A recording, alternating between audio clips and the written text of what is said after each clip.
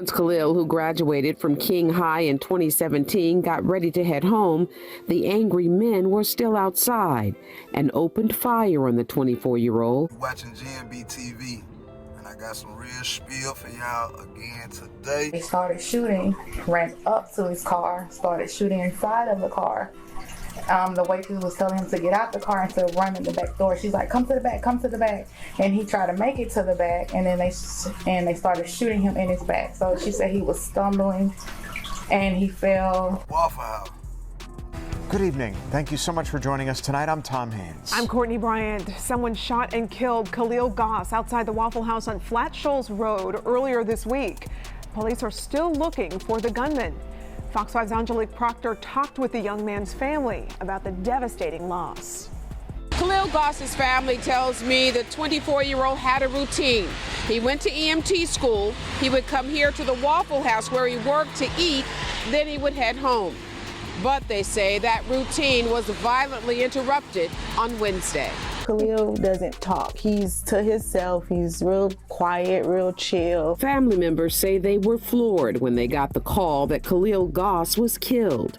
They say the 24-year-old was leaving EMT school and headed to Waffle House, where he worked as a cook just to get a bite to eat. His family tells me his co-workers let him into the restaurant, which angered other customers who could only order from the window. They wouldn't let them in because they were closed and you had to order at the window. But they opened the door for Khalil because he was the cook, and they kind of pushed the other two guys out. They saying that this happened as soon as that man walked in the door, which is sad. He didn't have the time to peek the scene.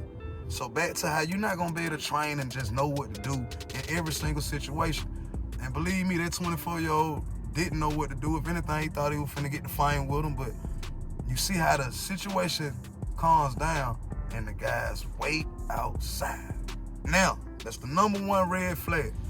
If I get into any type of disagreement, argument, anything with anybody in Atlanta, boy, my eyes is on you till you leave my facility presence. Eastside Flat Show, but telling you, coming out the gas station, bro, say something, man, shit, he gonna pull out the scrap. You see what I'm saying? Bro mug, and he gonna pull out the scrap.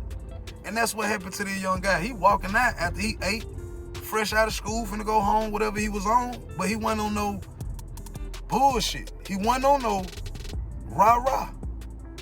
You don't always have to be in a real unsafe environment to be unsafe. That's why I keep it on me 365, and that's every day. Go get you a pistol, man. All you need is Georgia ID, background check, and you through there. And he would have had something to save his life. Because back to when I come out of there, I see them 2-3 guys still chilling after I just got to arguing with them. I'm finna clutch. Yeah, I'm finna, hold on, going to the car. Yeah, when I open up my door, I'm, before I get in. They some cowards, man. Them 2 guys some cowards, man.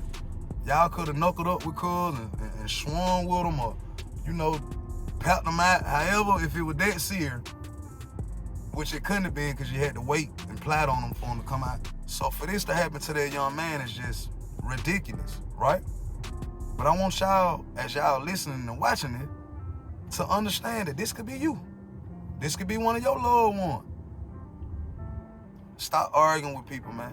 That man ain't do nothing wrong, but I try my best to stay out of altercations. I read the room. I read people's energy. I read people's body language, and I read people's facial expression. If every time I look and I see you looking at me and you don't know me, that's an issue. If I pull up at the Waffle House, the Huddle House, Pie, wherever, man, the mall, before I get out my car, I scan. What cars are next to me? Is anybody in this car? Is anybody in that car? Safety is a must, man. I understand that we're taught that guns are so bad. Guns kill people. And what I tell folks all the time, so do scissors, knives, butter knives. They ain't taking them away. You ain't scared to pick up the steak knife and cut your steak. So let's get that out of our mentality, y'all. Each preach one, teach one, and you got to reach one. That's what this platform is about. This is a case that was very, very unpredictable. Y'all see his family. You heard what that lady said. Gun him down. He trying to run in the store. Y'all shoot him in the back. He wasn't no op. He wasn't spinning no blocks for nobody. He wasn't wearing no bandana. He wasn't throwing up no gang sign. That boy got out of school, went to his job where he worked at so he could eat for free, shout out to Waffle House, and we're trying to make it home, girl. It's your boy Sean Wick, and this is the real spiel.